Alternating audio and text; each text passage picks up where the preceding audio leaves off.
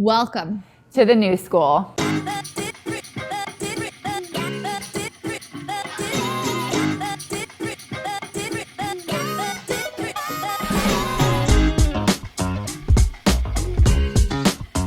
What we wanted to do was talk about the concept of authenticity and vulnerability in an industry that has typically been super buttoned up, super professional, and a little bit old school. Hello and welcome to episode number 21 of the New School video podcast. If you're a new listener, my name is Candace Carlton and I am the head of advisor education at FICOM Partners. In this episode, I'm joined by my lovely co-host and CEO of FICOM Partners, Meg Carpenter, and we had the opportunity to speak to Jacqueline Martinez, who is a close friend of mine. I actually used to share an office with her back in the days of United Capital. She is now a partner at Alaris Acquisitions, and she's on to tell us about all the things that are going on in the M&A market. Why is funding so hot right now? How's the landscape changed and why? How they're helping advisors find the right fit? And also, what is the new school acquisition deal flow? For anyone who's been wanting a really human understanding of everything that's going on and expert insights, Jacqueline, let me tell you, is the person to give it to us. She was previously head of acquisitions and did all the deals at United Capital that was acquired by Goldman Sachs. So we're really, really excited to have her on. I think you're going to dig it. So this is a really exciting episode because when this is being released, the M&A market is hot right now. And we just so happen to know a deal maker in the space who couldn't be more new school if she tried. Also, one of my ex-office mates. I was talking, Jacqueline, just before that I would make videos, you'd make deals, and we'd talk fashion in between. Welcome to the New School podcast. Thank you so much for having me, Meg and Candace. I'm really happy to be here. So, Jacqueline, you just recently exited Goldman Sachs. You were part of United Capital and making the deals on the acquisition team there. And you just joined Alaris Acquisitions, where you are a managing partner. Tell us, first of all, what does Alaris Acquisitions mean, and what are you seeing on the M&A market right now? Why is it so hot? Great questions. So Alaris Acquisitions, that means wingman. So we are primarily representing buyers in the space. We have a really diverse group of clients, about 20 right now, and they all have different profiles of what they're looking for, and we get to know them really well. A lot of them don't have an internal M&A team, so we're really that outsourced function for them. And then all of our outbound marketing efforts go towards sourcing potential sellers that they could have join their team. And so we spend the first 4 to 6 weeks after we have some feedback from one of the potential sellers and see what kind of partner they want to have, what type of world they want to have post-close. And then once we get to know them really, really well, then we would make the introduction and help them get to a deal with one of our clients. So what's going on in the market right now? Why is everyone trying to sell and buy? There is just as much interest on the sell side as the buy side. It's really incredible, and I think on the seller side, they're looking to take the advice that they give their clients all the time, diversify their risk and take advantage of all-time highs in the market and, do a partial liquidity event and really set the teams up for that next chapter of growth and get more resources and more access to, capital to grow their business or part of, organic growth programs, different things like that. And then on the buyer side, rates are low. And I think a lot of the private equity firms, they're realizing that there's, just really stable cash flows in these businesses. And they're kind of waking up to the fact that these are great businesses to invest in. It's a lot of entrepreneurs in the space that want to grow. It's exciting. They care about their clients and their people and, just really great businesses to be a part of. So think, it's awesome that it's kind of all coming together right now. And with advisor demographics where they are, I think it'll be a long-term good decision that I left my cushy Goldman job and, just help firms for many years to come to add to their teams. There's a lot that I want to dive into as it relates to your transition, because anytime I have the opportunity to meet a fellow female business owner and entrepreneur, I'm just like so interested in learning about it. So I want to get to that. But I also just wanted to sort of run back to like why it's so hot right now. I think part of it has to do with the fact just of the maturity of our industry, right? So if you think that the pioneers of the independent registered investment advisory movement were starting their firms like maybe in the 80s, more in the 90s. I mean, we're reaching like 30, 40 years of maturity of some of these businesses. And so it just seems natural. Do you think that that sort of industry life cycle process has as much to do with it as everything else you just mentioned? And then also, like, is that sustainable from a deal flow perspective? I agree with that. I think that's spot on. And I think that we will see it continue because a lot of the next gen advisors in their businesses are not going to be, in general, it's, there's always exceptions, but a lot of times these folks, aren't willing to take those risks that the founders originally did. They have more of that employee mindset. Otherwise they would have started their own firm already. And, and so it really gives an opportunity for the succession planning of the business, but then allows for the next gen to get access to all of the, new great technology and, just different ways to communicate with clients that are more forward thinking around marketing and so on.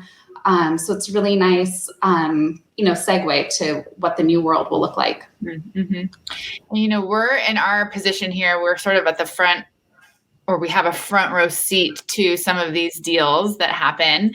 And we have learned, and what we've been most excited about this year, last year, and we predicted, but it's exciting to sort of see it play out, is that how these businesses, these sellers, how they market actually impacts valuation. Because from a buyer's perspective, you want to make sure that you're buying a sustainable business that has the ability to sort of keep the forward momentum going.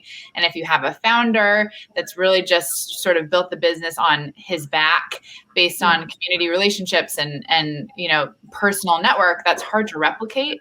And so what we see from a marketing perspective is firms coming to us and saying, okay, how can I build this engine? Because I know that it's really important from a valuation perspective.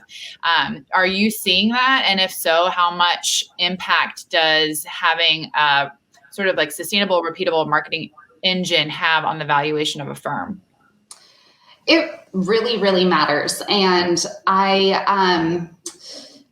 I would say, the firms that are trading for the higher multiples and just more attractive terms overall, it's when their organic growth rate, so, excluding the market, but new assets, when that's, at least 8% growth per year, really excluding the market and, just what are they bringing in of new clients or additions from their existing clients, when that is able to be like in the low double digits, that's when multiples will be higher because, it is a cash flow valuation for the most part, some multiple of EBITDA, but, the firms, they aren't making their money if just that comes over. There really needs to be a strong likelihood that what had been working for a firm in the past, that will continue, and that the firm that is acquiring them, that they'll be able to really double down on those efforts with what they bring to the table too. And that's how firms can justify these high multiples. So everything, just such unique things that are going on with a lot of our buyer clients right now that just are really incredible and really do drive results. And firms can point to the return on the investment of, these various things that they're running. I love how much digital marketing, because I think when you're talking about growth too, you're talking about repeatable growth, right? So being able to look at it and not just say referrals, but see some kind of system and marketing blueprint that they're actually running, driving to commercial results. Right. So I feel like I remember sharing an office with you, and then I was like down the corridor from you. But in my experience of, working with you, you're always negotiating these really high stakes, multi-billion-dollar deals where people are trying to find the right partner in terms of business for their life's work. When you think about all the work that you do with advisors and helping them match up to a buyer, in your experience, who has the highest degree of success in terms of being happy with their decision once they sell? I think the ones that have and I think back to like the United Capital days, we spent so much time with having various leaders of the different departments spend time with a given candidate and really talk through what is life like on the other side.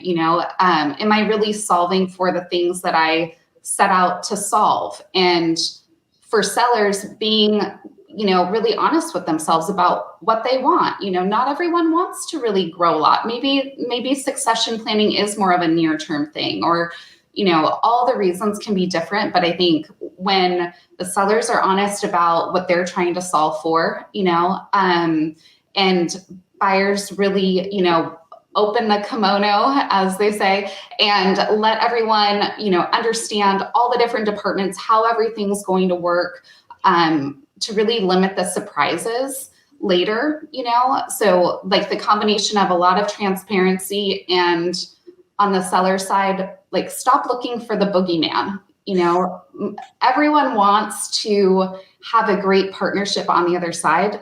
As scared as you are to make the wrong decision, firms don't want to invest in you and have that blow up and, have to unwind it later. It's very messy. It's much easier to take the time, go slow, get to know each other, see if it's really a fit. And then, from there, when you built that trust, things will inevitably come up that you disagree on, or something, you thought would work one way doesn't, but it's not coming from a, disingenuous place. It's just, something that you'll work out together. So really building that strong foundation goes, in the long run will be the best. And I don't hear you saying anything about economics there, but like that's really what people lead with. But what I hear is it's more than that. Yeah, I think the economics, any active buyer in the space, or if they're themselves aren't active, but maybe they've hired an Aliris or, similar firm, they're going to keep valuation market for a given opportunity, So I think for the most part, there will be some variability, but mostly the valuations will be reflective of the opportunity and will be within a 10% range usually when we're doing a more competitive process. And so it's really just, if you assume that's basically equal, then it really, keeping the focus on finding the right cultural fit, we find that's the best way to spend a lot of time. Do you find that the buyers and sellers that you're working with are really comfortable talking about culture? And do they know how to represent their culture and verbalize it in a way that's meaningful? Because I feel like in some of the conversations that I've been a part of, it feels like there's a lot of bullshit. Yeah, it feels like there's a lot of posturing or I'm just going to tell you what you want to hear so that I can get the next phone call with you. I'm going to tell you what you want to hear so that I can get you to sign that NDA and like share your numbers with me.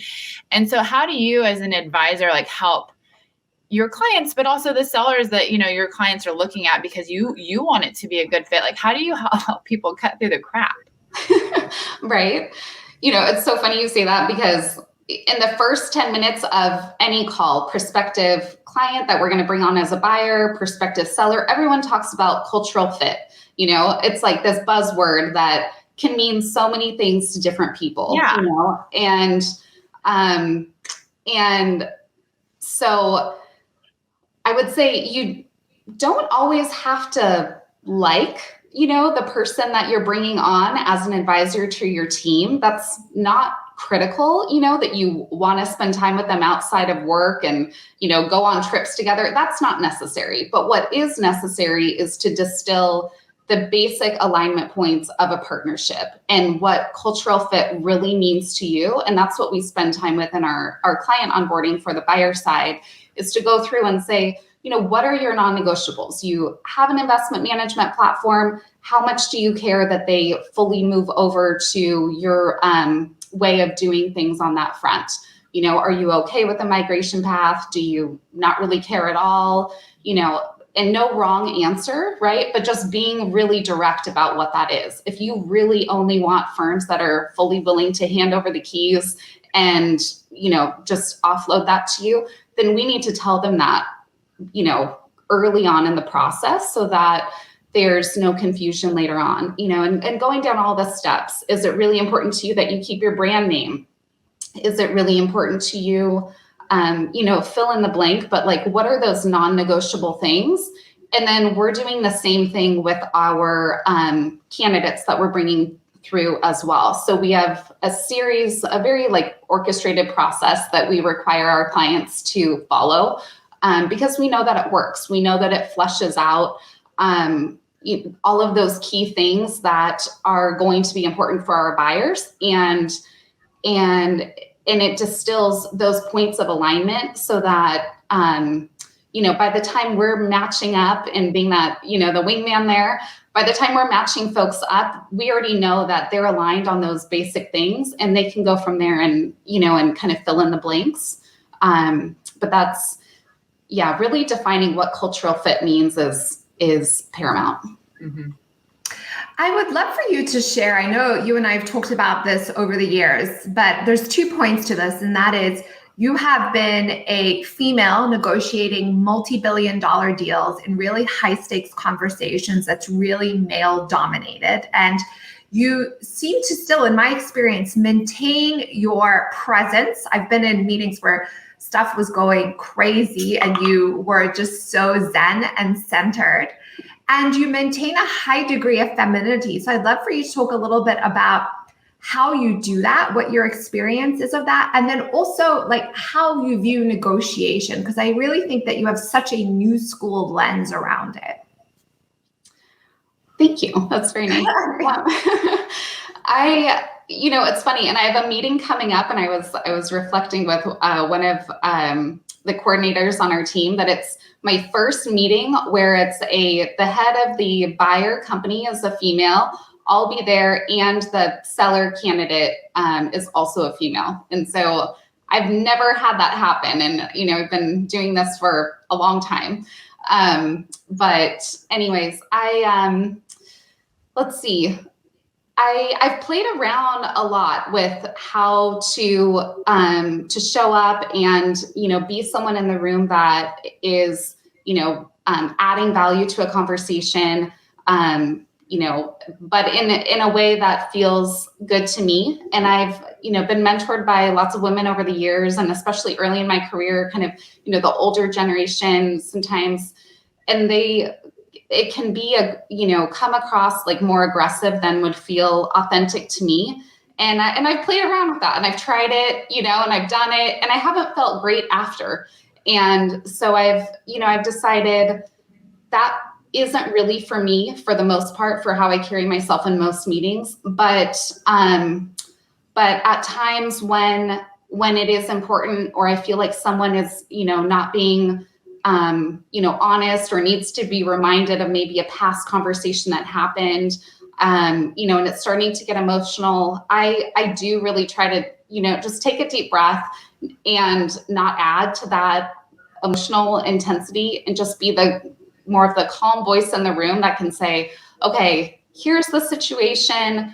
This is, give some suggestions for how we can get through it, and really help folks get to a place that everyone feels good about, and and just be like that calm sounding board in the room. And sometimes that's what's needed, to take people back to what we're here for, what are we trying to achieve, and just take a step back. That's worked well for me. And I align with what you said about you just have to find what's comfortable for you. If it's not comfortable for you to show up and be that really sort of aggressive voice in the room, it's not going to work. So just because somebody told you that, you need to be more aggressive, it doesn't necessarily mean that it's going to get you the outcomes that you want. Mm-hmm. And I sort of had a moment of high empathy because I had a lot of people early in my career tell me not to be so kind. You're just so kind and you just need to be more of a shark. You just need to be more dominant. Don't care so much about other people's feelings. And I tried that on, I tried it on. And at the end of the day, it didn't make me feel comfortable. And so now it's like, well, I'm really proud of my success. We've been quite successful with kindness. And also don't mistake my kindness for weakness. Right. But I had to become really comfortable sitting in that and knowing that it no longer bothers me when someone says, oh, she's just so nice, Then I'm like, I love that about myself. Right. And it doesn't mean that I'm weak. And it doesn't mean that my track record has been anything further than what I love about the success of this business. So I feel like that's a key takeaway. And I love hearing you say that too, Jacqueline. It's just if you try it on and it doesn't fit, don't wear it again. Yeah, exactly. Exactly. Yeah. What can we learn from you about negotiation? How do you feel like you succeed in negotiations, or how can your buyers succeed in negotiations? Is there what was that? There was a master class with the FBI master negotiator. I'm blanking on his name right now. But I watched it. Yeah. I took that class because I was I think there's a lot that I could learn here. So do you have any key points for those of us who feel like we could probably improve our negotiation skills? Yeah, I feel like I'm not so good at negotiating. Negotiating feels very adversarial and pushing my way through, but I've had lots of coaching from you, Jacqueline. So can you share some of that of how you view it? I would say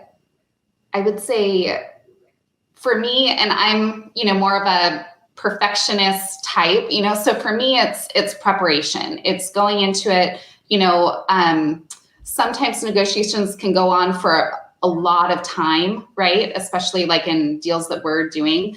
And so I keep a log of all the gives on each side, just to be able to go back and reflect on, I know we're focused on this piece here, but let's not forget that, all of these things are not our standard thing that we offered to you because of, the long-term relationship, whatever the reasons are, but just kind of remembering the whole picture, because it's really easy to get caught up on what the current battle is, So for me, preparation. And then I would also say being comfortable in the silence.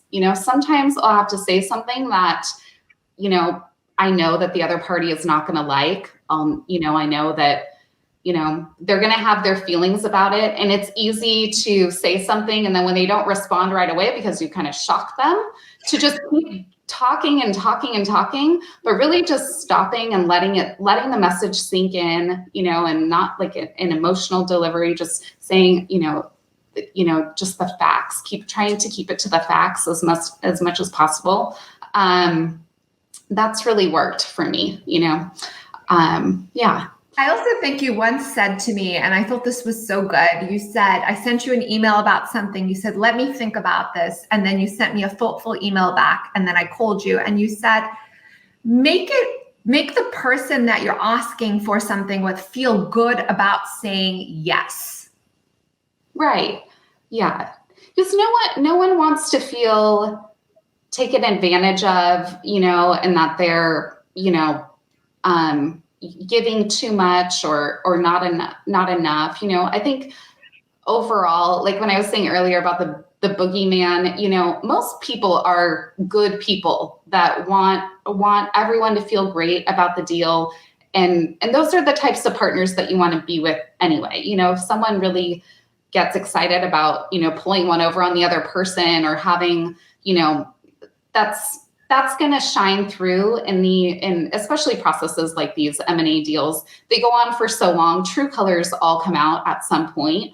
And, and for the most part, people are good and they want to figure out good things, but it's an emotional roller coaster, right? And so having someone by your side through the process that can help, be a sounding board when you want to ask for something that isn't standard, or to advocate for you, and something that you want. I think that, having someone there to talk it through behind the scenes is always really helpful. Now, I want to spend a few minutes talking about your decision to take the leap to become an entrepreneur, because super cool. And like you said, you had a really awesome, cushy job at Goldman Sachs. A lot of people spend a lot of time trying to get jobs at places like that, where you have the business card that says Goldman Sachs. Like, that's a big deal. So you made the decision to leave that job and to join Alaris. And I would love to just hear from you, like, what did that feel like? Like, was there any hesitation? Was there any fear? How did you overcome that? And, I think it's important for people who are listening know, because many of them are entrepreneurs, it's not like a leap in the sense of, like, you think about like leaping over a puddle. It's like leaping off a cliff. It's so different than having a salary that's guaranteed and not having to worry about payroll and covering expenses. And what happens when there's the variables are sort of endless. And so what was that thought process like for you? It was not overnight. Luckily, I had a maternity leave to really think it through and make sure it was the right decision for me. Being part of Goldman was so incredible. I was honored to be able to carry on after United Capital was acquired by them. And I think it was a great outcome for our business, for our advisors, just so much opportunity. And I stayed on to kind of stabilize our program and get it set up in the new world and everything. And we got a few deals done. But I was really craving that pace that we had in our United Capital days. And just, we were a bigger company, but it was more of that entrepreneurial spirit where, and I was just really craving that, and there's so many incredible people that I met at Goldman that will stay friends of mine and I learned a lot from. But ultimately, I love the pace of the deal world, and there's just so much opportunity right now. And, I really toyed with maybe working for another larger acquirer and kind of replicating that.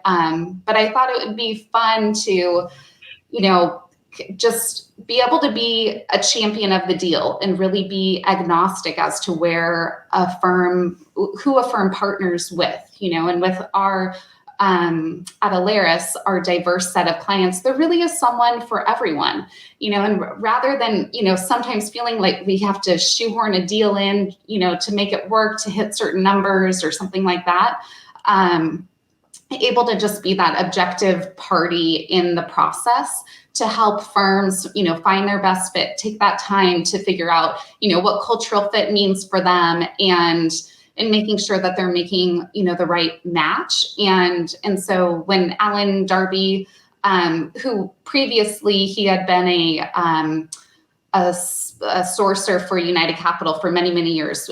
He probably brought, I think, close to 30 or 35 deals to United Capital in our tenure. So I've worked with him on almost all of those deals. So we have, a long relationship and really complementary skill sets. We, could not be more different, but I think that we each have our lane that we really shine in, and we know when to defer to the other person. And, when he was looking for a partner to come on and, and kind of fill some of those gaps in the leadership stack, I thought, wow, this sounds really perfect for me. And I think I'm ready. I think I'm ready for it, and so it's only been 3 months now at this point that I've been working with him in this capacity, but, it's exciting. And like you're saying, there's so many decisions that I never had to worry about in my United Capital and certainly not at Goldman days, but it's been a lot of fun, and it's really rewarding to work with firms. It's really an underserved market. The firms that are below $1 billion, that want to make a move, that want to acquire, that want to be acquired. There's not a lot of firms that will really take that time to handhold through the process. And that's really where we specialize. And so I just, feel great about it every day, all the work that we're doing. I think I'm really excited to watch the future of everything that you do and expand on. So I know, Jacqueline, and I know I previewed this question to you because you wanted to be thoughtful, but we ask all of our guests, what does the new school mean to you? And specifically in the deal flow, maybe? Mm-hmm. Well, I mean, I'm a little biased, but I think that the way that we're approaching the process really is the new school. Traditionally, advisors, if they want to sell their business, they have a few ways to do it. They can go it alone. They can call up, a firm that they've admired over the years and work with them to join it. And they'll get through the process and they'll get to evaluation, and they will hope that it's a market and fair valuation, but how will you possibly know? The second way to go is, to hire someone to represent them as a seller, which is better. It's better, but it's more expensive, so we've really taken that process. And I would say too, on the second option, when you're being represented and shopping it to multiple parties, it is all about the economics. You're not really having those detailed conversations about cultural fit until you've already basically picked them based on the math. And so we've taken that process and we've said, we don't like that. We think that the math will work out, and it's more about focusing on all the other things that go along with the partnership. And so when we switched our marketing from, only calling on behalf of United Capital to now calling on behalf of 20 clients, our call volume of, feedback and wanting to set up calls has tripled, because the message is really resonating with firms. They want to feel like they have an objective party in the process. And that's what we're able to bring. We take that time to, like I was saying, all the different alignment points that are important, we take the time to really dissect those and make sure that by the time we're introducing a firm to one of our clients, we've gotten through the math, but more importantly, we know why they would be a good fit, and they were able to just hit the ground running with that part of the partnership, which is where we think the focus should be anyway for long-term success. So I think I'd asked you this, but you were like, your number one piece of advice for an advisory firm looking to sell is hire someone to represent you. Well, yeah, I mean, but it is nice to have someone. And with our model, our buyers pay the fee. So there's really, like engaging with Aliris is kind of the best of both worlds, where you have someone to hold your hand and talk to, but like our buyers pay our fees for the most part. And I would also say too is just to take the time to really be honest with yourself and what you're looking for and what's going to be best for your team and your clients, and the right options will surface out of that exercise. Jacqueline, so fabulous. Thank you for coming on to the New School podcast. Where can people find you? You can find me at alarisacquisitions.com or Jacqueline at alarisacquisitions.com. And people can just send you an email. Perfect. Yeah. Okay. Thank you. Thanks. See you soon.